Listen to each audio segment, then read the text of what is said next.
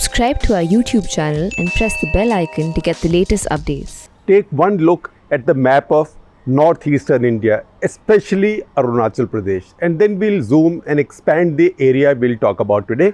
This is the western part of Arunachal Pradesh. What is the West Kameng district and Tawang district? So, in fact, if you drive northwards from Tezpur in the across foothills, Tezpur is in the plains. Then you go to the foothills. Then you drive up. You come to Bomdila, then Sela, then into Tawang. These are familiar names to us. When you see to the west of it, that is Bhutan. Now, Bhutan borders Arunachal Pradesh on the west and has done so forever. On the north, there is China, but fair distance, say from a place called Sela or West Kameng district. So you absorb this map and we'll come to it in just half a minute.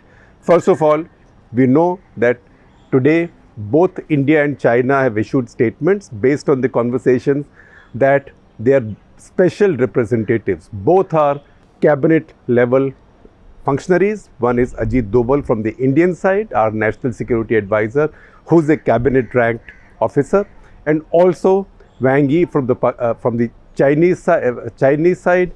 He's the foreign minister, but he's also the state councillor. So in the political hierarchy, higher than any minister. So these two had a conversation. These two are assigned by their respective governments as special representatives to discuss and negotiate the border, and they decided to disengage, de-escalate things in Ladakh, and what you would presume on the Indian side is to restore status quo ante. But as they say, you see, proof of the pudding lies in the eating. So proof of whatever lies ultimately in the intentions of the Chinese, because they started it. So while that happened, the important thing is that we knew over the last couple of days the talks were going on, the two corps commanders had met, and something was afoot. But at the same time, and timing is most important in diplomacy, particularly when you're dealing with an aggressive, assertive, arrogant pretender to superpowerdom, that is China. So the Chinese chose this particular time to go public with something which had not been talked about so much lately. Now, what was that? In June, that is just last month, China raised an objection at what is called the meeting of what is called as the Global Environment Facility, GEF. What happens at GEF is they allocate funds for environmental conservation objectives, purposes, projects around the world. So there is a project in tiny Bhutan, a project called Sakteng Wildlife Sanctuary. So they wanted funds. Then in fact, that area is also an applicant for a UNESCO World Heritage Site nomination. Also, it is part of the sensitive ecological hotspots in the world. It's a large wildlife sanctuary of about 739 square kilometers. So that sanctuary came up for some funding, and Bhutan is a country everybody loves. So that funding was going to go through, and the Chinese representative objected there, and this is first week of June, and this is when stuff is already flying with India in Ladakh. So Chinese rep says that, look, we consider this to be Chinese territory. This is not Bhutanese territory. Now that claim had never been made by the Chinese. Now GEF rejected the claim, ignored the claim. The officer from the World Bank representing Bhutan at the GEF is an executive director of Indian origin, Indian nominee in fact, Aparna Subramani. She's an IAS officer. She represents in the World Bank Bangladesh, Bhutan, India and Sri Lanka. So she spoke up for Bhutan. Everybody agreed that this is not a valid objection. So that objection was taken on the record. It was mentioned, but the money was sanctioned. So it's not as if that objection by China was accepted, but a new front was opened. Now, when the details when the documentation on that meeting came out and this fact came out, so the Bhutanese complained about it. As they complained about it, quite proactively, the Chinese Ministry of Foreign Affairs sent messages to Indian journalists in Beijing and also generally issued a statement saying that this is a part of China. They consider this entire region a part of China, and mysteriously some maps appeared showing a large chunk of Bhutanese territory in Bhutan's eastern sector, east of Bhutan, west of Arunachal Pradesh, in Bhutan's eastern sector to be Chinese. So far, all the discussions that had taken place between Bhutan and China, and they've had 24 rounds of boundary talks since 1984. 24 rounds, 25th was to take place, but it was postponed because of COVID.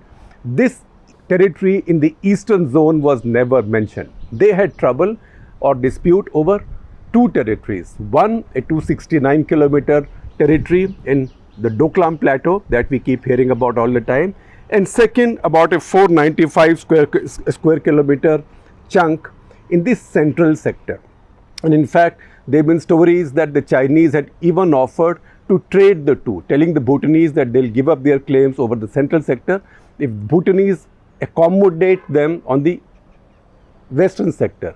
Why is the western sector important? That is Doklam, because that helps them widen and deepen the Chumbi Valley, which is like a dagger coming inside Indian territory. In fact, this is what constitutes one flank or one side of the Siliguri corridor. So this is India's weak point, and the Chinese obviously want to widen and deepen that foothold or that access point. So those talks have been going on. Suddenly the Chinese have come up with this new territory. This is almost 3,000 square kilometers. So if you add this to their already existing claims of about 800 square kilometers, it's like China wants 10% of Bhutan, which is 38,300 something square kilometers. So it's like a big, huge country like China wants 10% of a tiny country with a very tiny population that means no harm to anybody, called Bhutan. Now, in none of the talks so far, none of the Chinese claims, none of the Chinese maps so far, and I have spoken with people in Thimphu, I've spoken with people in our foreign ministry, I've spoken with people who've negotiated with China, people who've served in Bhutan, people who've studied the China-Bhutan border issue for a long time, because as you know, Bhutan and China do not have embassies in each other's capitals. It's their respective embassies in New Delhi which transact business on their behalf. Also, India in some ways takes responsibility for the security of Bhutan. India does not have any armed forces deployed in Bhutan. India has an Indian military training mission in Bhutan called IMTRAT, Indian Military Training Team. They stay there. But this is a special relationship between India and Bhutan, sort of modernized in 2007 with a fresh treaty. So what the Chinese are doing in this case is sending a message to India, because suddenly they've conjured up this 3,000 square kilometers claim on Bhutanese territory. Then if you look at that map carefully, and that's the reason I said see that map in the very beginning. If you see that map and you see it's a very hollow map, so we are not marking anything or putting anything to scale, but if you see that blob in the map that China is claiming, you will also notice that China does not share any border with that area. So that area is not even contiguous with China. In fact, it's not even close to being contiguous with China. So how can China claim a part of Bhutan which is not even contiguous to it? That's because China then makes a hyphenated claim.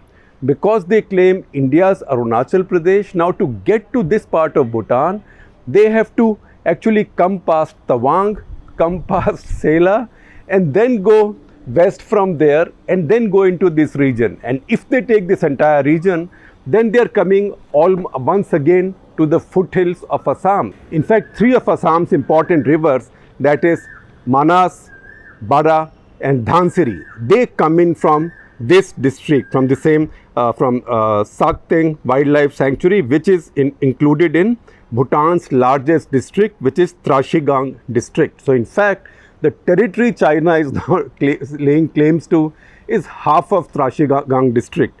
It is such an important district that this is where Bhutan also has its largest university, that's called Sheruptse University. It is like, as a friend of mine in Thimphu described it, like the Delhi University of Bhutan. And it has tens of thousands, very large populations of Bhutanese people. So suddenly the Chinese have conjured up this claim. But once again, to reach this place, they have to first take Tawang and Sela and a large part of West Kameng district in Arunachal.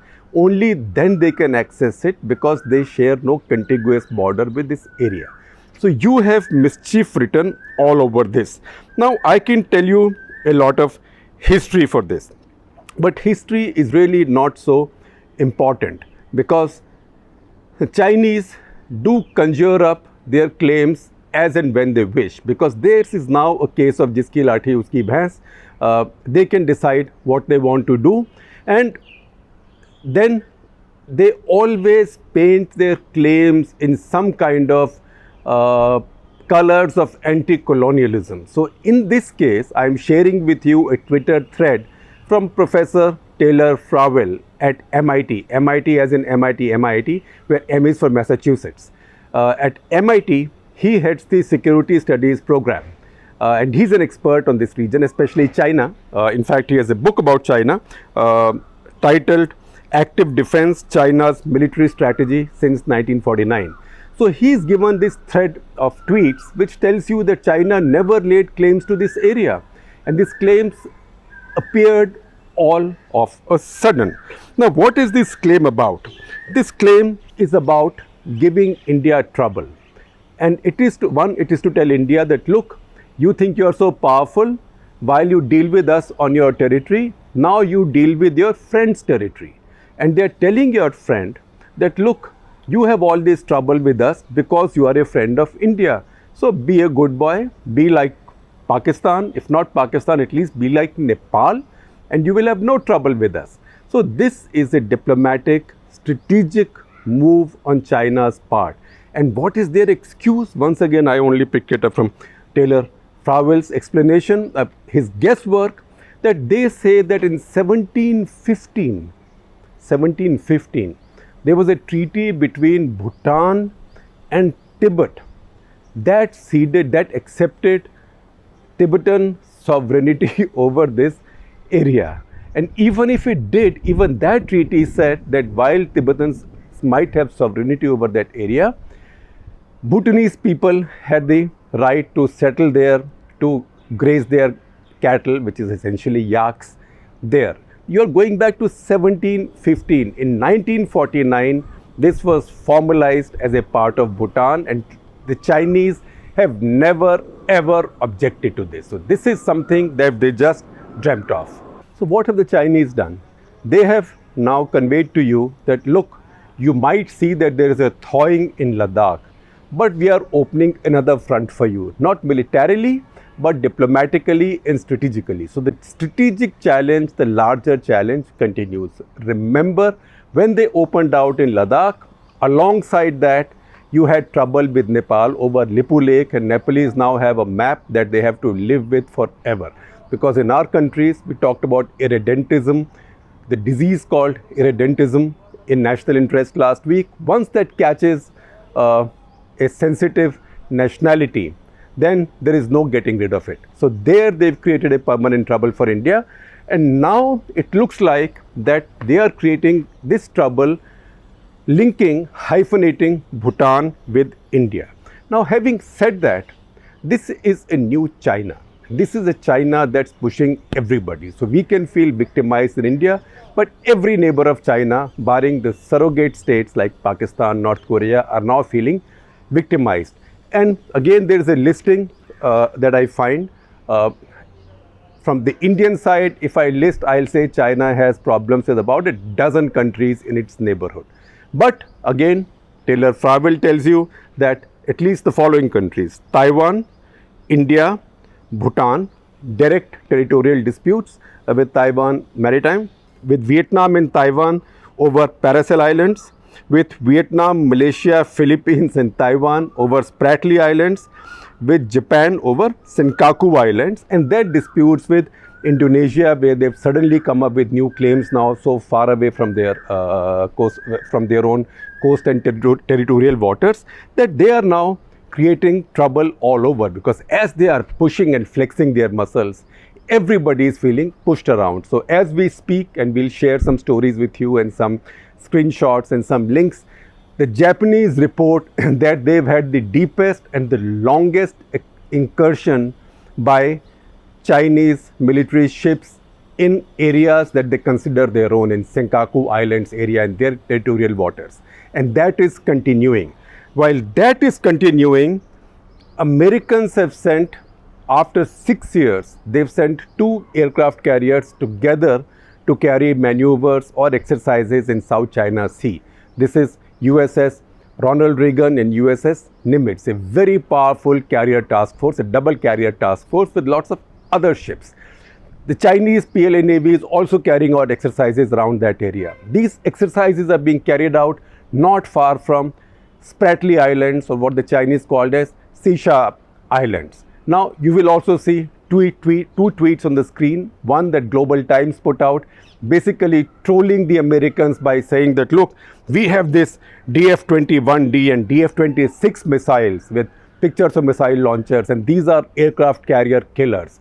So you are sailing in South China Sea at our pleasure, which means हम जब चाहते हैं आपको डुबो सकते हैं. We can sink you anytime we feel like.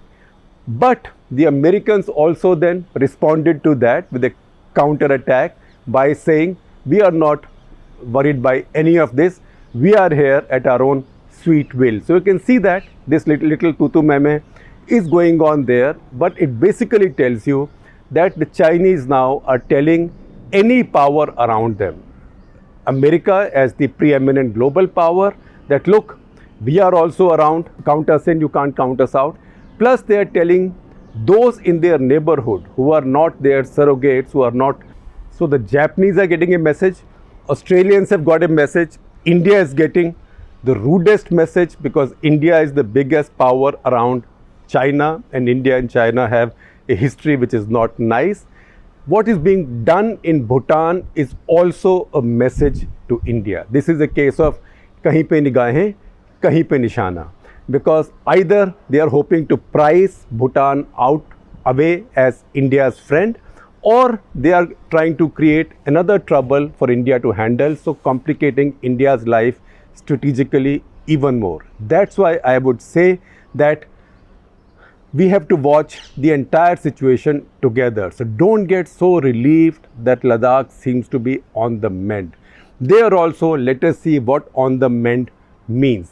Does this disengagement and de-escalation mean restoration of status quo as it existed before this trouble started? If we see the recent experience with the Chinese, it doesn't happen like that. In Doklam, they did agree to go back, not come to Jamphari Ridge that India was most worried about, but they didn't go very far away. From the point where they were stopped, they just went back a few hundred yards, and they've settled down there and built permanent installations there. So we don't know what they plan to do with Pangong and other places like that. So once again, I know that the old English saying is proof of the pudding lies in the eating, but let me also use something from the Hindi heartland, which is, we say in the Hindi heartland, Jaat mara tab janiye jab tervi ho jaye. So wait for all these ceremonies to be over before declaring restoration of normalcy.